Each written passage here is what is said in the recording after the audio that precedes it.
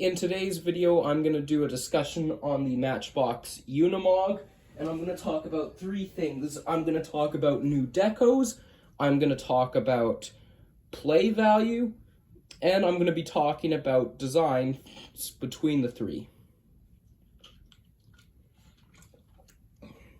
Okay, so starting off with the moving parts Unimog, as I like to call it. This one right here, we're going to quickly dive into this right away. So obviously, when Matchbox usually releases a new casting, the following year we'll usually get a new deco for it. And it's going to be no different with the 2023 moving parts Unimog. I am really excited about what decos they could do on this in the years to come, including for 2024. So a little bit of information, this deco right here, we did get this before on a different Unimog that Matchbox made. This originally started off, by the way, I don't have this Unimog. We got this one in this deco right here, but unfortunately I don't have this one in the German police deco, which is unfortunate, but I don't mind too much. But showing quickly this one, there are some notable differences. Obviously, with the moving parts, you can totally see how this one's got the articulating frame. But then if we bring in the front, you'll notice things really start to get drastic. You'll notice this one's a little bit more skinny, the Jurassic Park one or Jurassic World one. This one seems to be a little bit more wide. Another thing that's notable, just want to quickly point this out, is the canopy can come off on the Jurassic World version. You have some seats in the back. Now, this is definitely a nice attention to detail. It definitely is perfect, you know, if you want to use this as a little troop carrier. So this is a nice casting in my opinion. What I like about this one is the fact that not only is it wider, but also because of the because it's just an empty bed with only a little bit of gear in the back, you can essentially put whatever you want in the back of this, because unlike with, you know, standard automobiles, when you have vehicles like the Unimog, you might want to display them doing work, if they're work vehicles. So we've got some plastic crates. So these I don't know what brand these are, but these fit in the back of the Unimog perfectly. And then another thing that's nice to have compatible with the Unimog is accessories that came with other Matchbox trucks. As an example,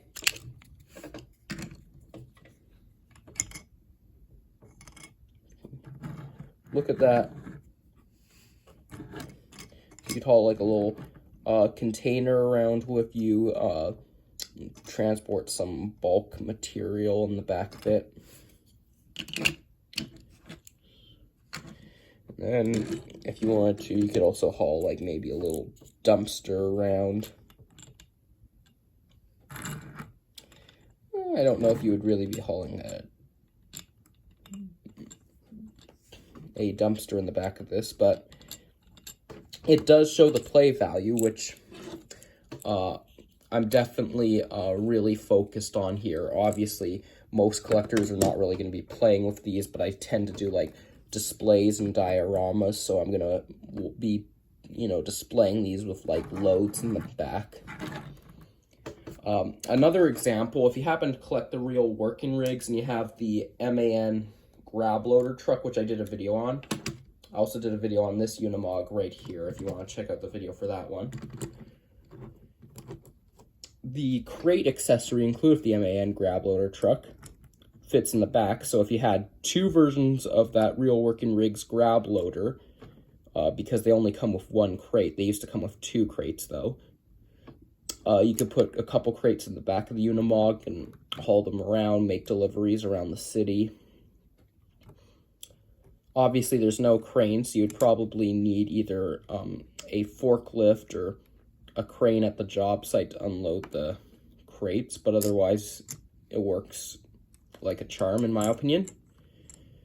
And there's definitely enough room to fit another crate in there. So, like I said, if you had 2 of the grab loader, or if you have a 3D printer and could 3D print another one of these crates, this is definitely an ideal possibility.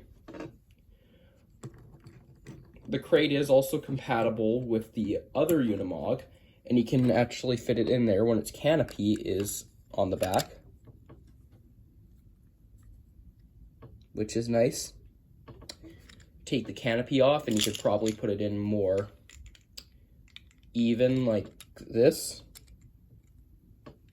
So that does work well. And finally, here is the older Unimog. This is from 2006. They're still doing this one.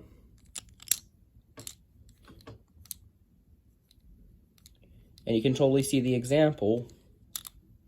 Obviously, you're not going to be putting 2 crates in the back of the other 2, unlike the moving parts one, but definitely nice to have some compatible play value, so to speak, in my opinion.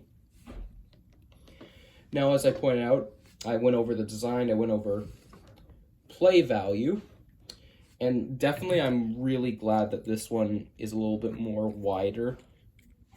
This one I still like. It's just nice to see that it looks like it's, you know, more stable as opposed to this one, which is quite narrow, I'm going to point out.